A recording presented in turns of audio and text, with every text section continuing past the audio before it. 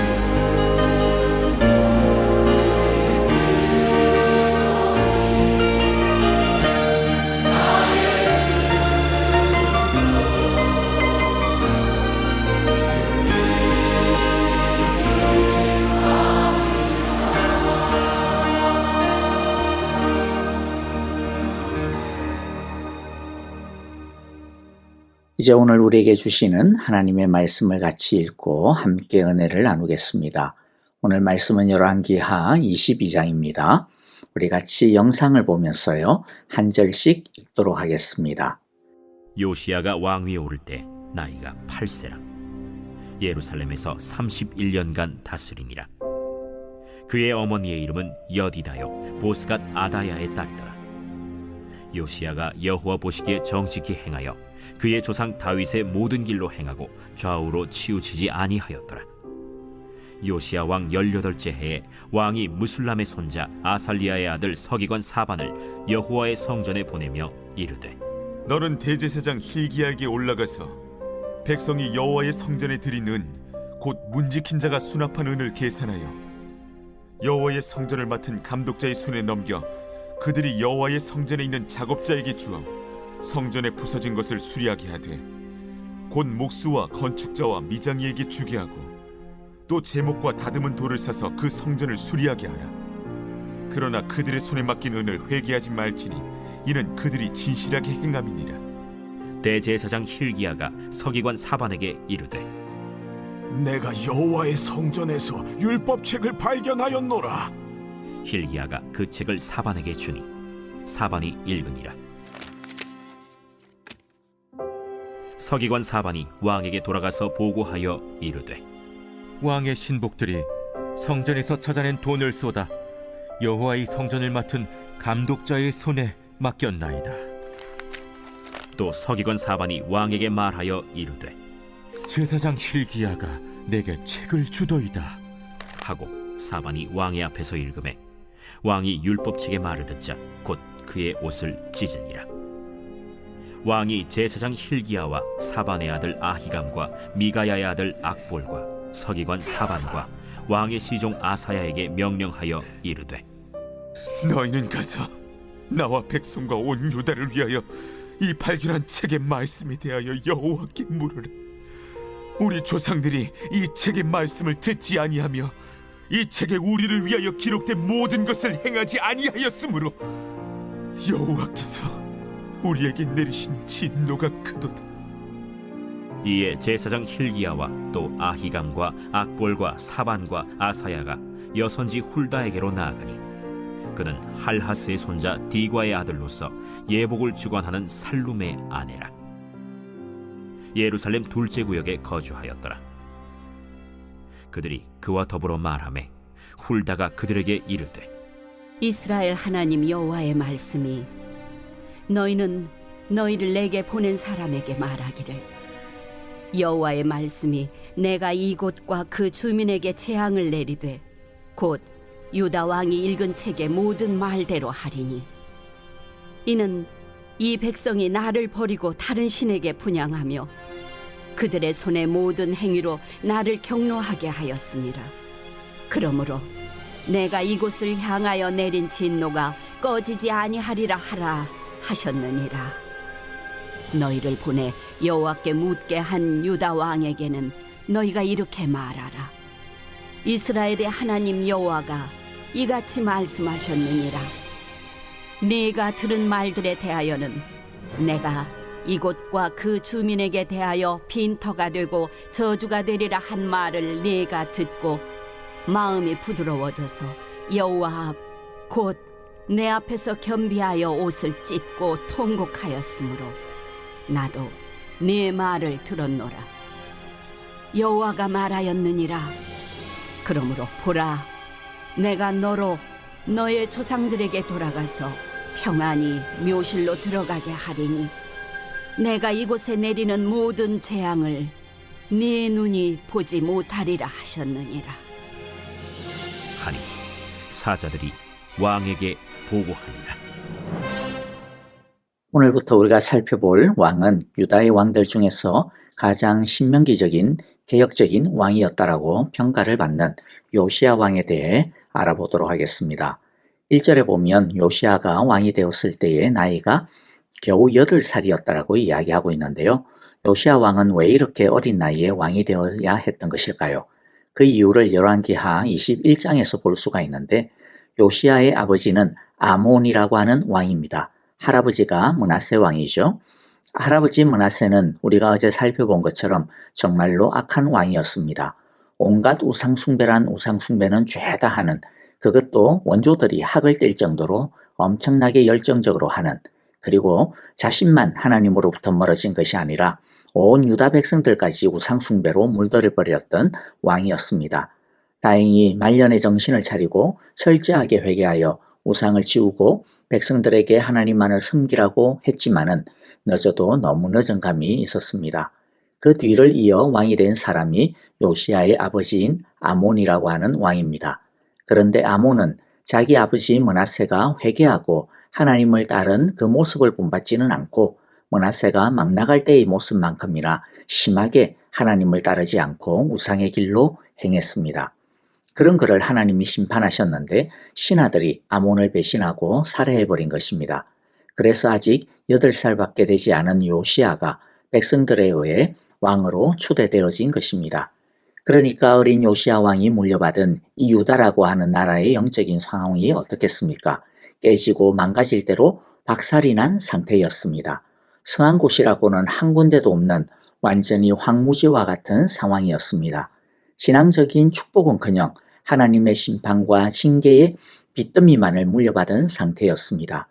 그런데 이 어린 요시야 왕이 자기 할아버지 므낫세나 아버지 아몬 왕과 같은 길을 가르치지 아니하고 다른 신앙의 길을 걷기 시작을 했습니다. 2절에 보면 요시야 왕의 시작과 그 모습을 이렇게 말하고 있습니다. 요시야는 여호와께서 보시기에 올바른 일을 하였고 그의 조상 다윗의 모든 길을 본받아 곁길로 빠지지 않았다. 정말로 이것은 기적 같은 일이라고 하지 않을 수 없을 겁니다. 신앙적인 유산이라고는 거의 남아있지 않은 데다가 게다가 아직 어린아이에 불과하잖아요. 그런데도 불구하고 그런 상황 속에서 요시야 왕은 다윗의 길을 걸을 수 있었던 것이죠. 이런 상황에서 요시야가 하나님을 알면 얼마나 알았겠습니까? 그런데 신앙은 나이와는 상관이 없는 것 같습니다. 하나님을 알고 믿는 것은 형편이 어떻느냐 그것과도 사실은 그렇게 큰 상관이 없는 것 같습니다. 어린아이도 얼마든지 하나님이 인정하시는 믿음을 가질 수 있습니다. 하나님을 제대로 배울 만한 것이 없는 그런 상황에서도 얼마든지 하나님이 기뻐하시는 믿음을 가질 수 있습니다. 중요한 것은 무엇일까요? 중심입니다. 마음입니다. 지식도 아니고 나이도 아닙니다. 예전에 공산화되고 또 완전히 외부와 단절되었던 중국의 경우에도 보면 수십 년 동안 주계장막 시절에 그리고 또 참혹한 문화혁명을 거치는 그 이후에 서방교회의 학자들은 이제 중국에는 더 이상 기독교인이 남아있지 않을 거다 그렇게 판단을 했습니다. 그런데 나중에 중국이 개방되고 난 다음 보니까 깜짝 놀랄 것을 발견했습니다. 중국에는 예전 선교사들이 떠났을 그 당시보다도 훨씬 더 많은 자생적인 기독교인들이 지하교회가 살아있던 것입니다. 수십 년 동안 선교사 한 사람 없었고 목사 한 사람 제대로 없었고 신학교수도 없고 성경책 한 권도 제대로 보급이 더 이상 되지도 않았지만은 그리고 공산당의 지독한 감시와 탄압이 있었음에도 불구하고 수많은 순교자들이 있었음에도 불구하고 그런데 중국교회는 뜨겁게 성장해 있었던 것입니다. 이런 것은 우리가 오늘날 전혀 알 수는 없지만은 모르긴 몰라도 지금 북한에서도 마찬가지일 것입니다. 왜입니까? 먼저는 하나님께서 일하고 계시기 때문입니다. 복음 자체에 생명력이 있기 때문입니다. 그리고 그렇기 때문에 그 어느 누구라도 제대로 그 마음을 열고 하나님을 제대로 사랑하게 되면 그 사람이 설령 일자 무식한 사람이라 할지라도 어린아이라 할지라도 얼마든지 하나님을 믿을 수 있고 또 성령님께서 그들을 통해 역사하시기 때문입니다. 중요한 것은 하나님을 향한 진실한 마음과 사랑입니다. 그러므로 바라기는 우리 사랑의 교회 모든 성도들이 이 어린 요시야 왕과 같이 정말로 진실한 마음과 온전한 사랑으로 하나님을 믿고 따를 수 있기를 그리고 또 우리 교회에 속한 우리 모든 어린 자녀들이 이 요시야처럼 정말로 하나님을 온전히 믿고 따를 수 있기를 간절히 바라고 기도합니다. 그러면 하나님은 우리를 통해 무너진 재단을 반드시 일으켜주시고 회복시켜 주실 것입니다. 하나님의 큰 은혜와 축복을 경험하게 해주실 것입니다. 자, 이렇게 요시야 왕은 18년 동안 묵묵히 하나님을 믿고 섬기고 따랐습니다.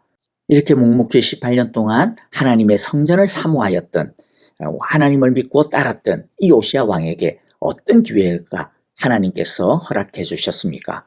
18년 동안 백성들이 낸 헌금들이 제법 모였던 것 같아요. 그래서 그 돈을 가지고 그동안 엄두를 내지 못하고 있었던 대대적인 성전 수리를 하기로 했습니다.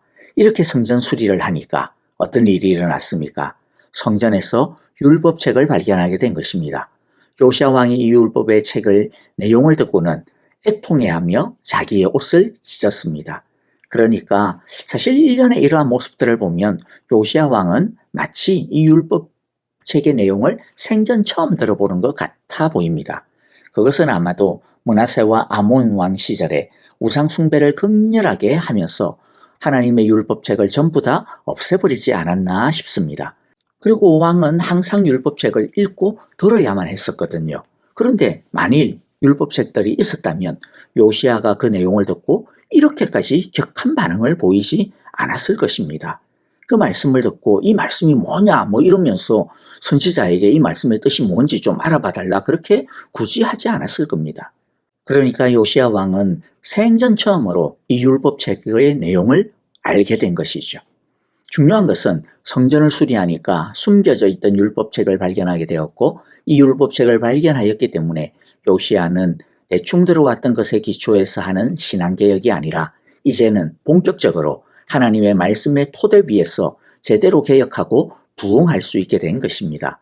요시야는 뭘 어떻게 해야 하는지 제대로 알지 못하는 상태였지만 그러나 자신이 아는 한도 내에서 자신이 할 수 있는 한도 내에서 꾸준히 18년 동안 열심히 하나님의 성전을 찾았습니다. 하나님을 예배했고 기도했고 하나님께 엎드렸습니다. 그렇기 때문에 뭐 대단한 것이 아니라 하더라도 내가 할 수 있는 그 자리에서 내가 할 수 있는 작은 것이라 하더라도 내가 할 수 있는 최선을 다해 하나님을 찾고 찾는 것이 엄청나게 중요한 것이라고 하는 것을 우리가 알 수가 있습니다. 왜냐하면 예수님께서도 마태복음 25장 23절에서 무엇이라고 말씀하셨습니까? 내가 작은 일에 충성하였음에 내가 앞으로 많은 것으로 내게 맡길 것이다. 그렇게 말씀하시지 않습니까? 별것 아니고 작아 보인다 하더라도 최선을 다해 하나님을 사랑하고 찾을 때 하나님은 더 큰 은혜와 축복을 내려주신다라는 것입니다. 이것이 하나님의 축복의 법칙입니다. 하나님은 우리가 완전히 하나님의 뜻을 잘 몰라도 어떻게 쓰든지 은혜 받으려고 하고 기도하려고 시도하면 더 온전한 축복의 자리로 인도해 주신다라고 하는 이 분명한 진리를 우리 모두 확실히 알고 또 우리도 요시야처럼 적은 것이라 하더라도 최선을 다하여 하나님을 찾고 사랑하고 충성할 수 있기를 간절히 바라고 기도합니다. 하나님의 율법책을 들은 요시야는 그 말씀 앞에서 애통해하며 자기의 옷을 찢습니다. 왜냐하면 그 말씀을 듣고 보니 유다는 하나님 앞에서 멸망할 수밖에 없는 형편이라고 하는 것을 알았기 때문입니다. 그래서 요시야는 먼저 제사장들에게 하나님의 뜻이 무엇인지 기도하게 하고 여선지자 훌다에게 사람을 보내어서 하나님의 진정한 뜻이 무엇인지를 여쭙게 합니다. 하나님의 말씀은 우리의 진짜 모습을 비추게 하는 빛이십니다. 사람들은 하나님의 말씀을 통해 위로를 얻고 용기를 얻고 축복을 얻고 싶어 하는데요. 물론 하나님의 말씀을 통해 하나님은 우리에게 위로와 용기와 평안과 축복을 주십니다. 그러나 그것만 주시는 것이 아니죠. 하나님이 진짜 주시려는 것은 우리를 깨끗하게 하고 바르게 하고 회복하게 하는 말씀입니다. 그런 말씀은 우리를 부끄럽게 하고 애통하게 하고 옷을 찢게 하고 회개하게 합니다. 그렇게 할 때 우리는 비로소 하나님의 진정한 축복의 그릇으로 깨끗하게 거듭날 수 있기에 되는 것이죠. 바라기는 오늘도 하나님의 말씀이 우리를 하나님 앞에서 정직하고 진실하게 서게 해주시기를 간절히 바라고 기도합니다. 그리하여 하나님이 주시는 진정한 회복과 축복을 온전히 담아낼 수 있는 깨끗한 그릇이 되어질 수 있기를 간절히 바라고 축복합니다. 훌다 선지자는 하나님으로부터 받은 두 가지의 말씀을 전해줍니다. 하나는 유다가 율법의 말씀대로 멸망하게 될 것이다 라고 하는 말씀을 전해줍니다. 자, 그런데 요시야가 지금 열심히 18년 동안이나 하나님을 섬기고 회개했는데도 왜 하나님은 유다가 결국에는 망하게 될 것이라고 그렇게 말씀하실까요? 왜 한 번 더 용서해 주시지 않을까요? 회개하면 다 용서해 주시는 것 아니었나요? 예, 물론 회개하면 하나님은 용서하시고 다시는 기억하지도 않습니다. 하지만 죄라는 것은 그렇게 단순한 것이 아닙니다. 어떤 심각한 죄나 또는 뿌리가 깊은 죄는 하나님이 그냥 오케이 나도 용서해 줄게 그런 것만으로 제대로 용서가 되어질 수가 없습니다. 용서란 그냥 없던 것으로 하는 것이 다 아니거든요. 그게 끝이 아니기 때문입니다. 진짜 용서는 무엇입니까? 그 죄에서 떠나게 하는 것입니다. 그게 하나님 용서의 수준입니다. 용서해 줬는데 계속 그 죄에서 빠져서 살고 그래서 허구한 날 맨날 같은 죄에 빠져서 맨날 같은 용서해달라고 징징거리고 그런다면 그것은 우리도 못할 짓이고 하나님도 참 가슴 아프지 않겠습니까? 그래서 진짜 용서는 그냥 없던 것으로 해줄게 라고 하는 것으로 끝나는 것이 아니라 그 죄에서 떠날 수 있게 해주시는 것까지가 진짜 용서입니다. 그래서 어떤 죄는 분명히 하나님이 용서하셨지만은 그러나 그 죄의 뿌리를 뽑기 위해서 그 죄값을 감당하게 하십니다. 벌을 받게 하십니다. 지금의 유다처럼 망하게 하십니다. 왜냐하면 그래서 그 죄의 뿌리를 청산할 수 있도록 그 죄의 뿌리를 뽑아버리게 하시는 것이죠. 지금 유다의 수준은 그냥 용서해 주는 것으로 끝날 수 있는 수준이 아니게 된 것입니다. 우상 숭배와 죄가 유다 전체에 너무 뿌리 깊이 박혀서 그 뿌리를 뽑아내려면 멸망이라고 하는 이 수술이 반드시 필요하게 된 것입니다. 우리가 알아야 하는 것이 무엇입니까? 그만큼 죄의 뿌리를 뽑는 것이 어렵구나 하는 것이죠. 그리고 하나님은 아무리 어려워도 그 죄의 뿌리를 뽑기를 원하시는구나 하는 것입니다. 그리고 훌다를 통해 전해진 두 번째 말씀은 하나님이 요시야에 대해는 이 심판을 내리지 않고 연기하시겠다라고 하는 것이었습니다. 그렇다라고 한다면 요시야가 할 수 있는 일이 무엇일까요? 첫째는 하여간 오래 사는 것이 중요합니다. 그것은 개인적으로 장수하는 문제가 아니라 오래 살아야 그만큼 유다가 제대로 치유하고 회복할 수 있는 시간을 벌 수 있기 때문인 것이죠. 그래서 중요합니다. 최대한 멸망을 늦추면서 은혜의 기회를 쌓아가야 하는 것이죠. 그런데 안타깝게도 요시야는 아주 젊은 나이에 전쟁터에서 죽고 맙니다. 두 번째 요시야가 할 수 있는 일은 어떻게 하든지 다음 세대에게 제대로 된 신앙을 물려주는 것입니다. 이전에 자기 정조 할아버지 히스기야 왕이 할아버지 므낫세 왕에게 제대로 신앙을 물려주지 못해가지고 양육하지 못해가지고 므낫세가 엄청나게 악한 길로 빠져들었던 그런 잘못을 다시는 반복해서는 안 되었던 것이죠. 이제 유다는 하루 벌어서 하루 사는 그런 하루살이의 형편입니다. 매일매일 하나님을 사랑하고 충성해야만 하루를 겨우 버텨낼 수 있는 그런 단계입니다. 그런데 어쨌든 왕들이 앞으로 계속 다윗의 길로만 행한다면, 말씀대로만 행한다면 멸망은 하루하루 계속 연기될 수도 있는 것이죠. 그리고 그렇게 몇 대를 이어가면서 유다 안에 뿌리 깊은 그 우상 숭배의 죄를 근원적으로 완전히 드러낼 수 있게 된다면 하나님은 다시 유다를 세워주실 것입니다. 그러므로 하나님의 축복은 무엇에 달려 있습니까? 요시야의 이 눈물로 얼룩진 말씀책과 찢어진 옷을 다음 세대에게, 자기 아들에게, 자기 자손에게 물려주는 것에 달려 있습니다. 여러분, 우리의 자녀들, 우리의 다음 세대들이 하나님의 은혜와 축복을 계속 이어갈 수 있는 길이 무엇입니까? 오늘 말씀을 통해서 분명히 그것을 우리에게 하나님께서 말씀해 주셨습니다. 그것은 바로 요시야의 눈물로 얼룩진 율법책과 찢어진 옷과 같이 우리 부모와 기성세대의 눈물로 얼룩진 성경책, 말씀 앞에 통곡하며 찢은 옷입니다. 하나님께 부르짖은 우리들의 쉰 목소리와 눈물로 젖은 자리인 것입니다. 그럴 때 우리 자녀들도 우리의 다음 세대들도 계속하여 하나님의 축복의 기회를 이어가게 될 것입니다. 아멘.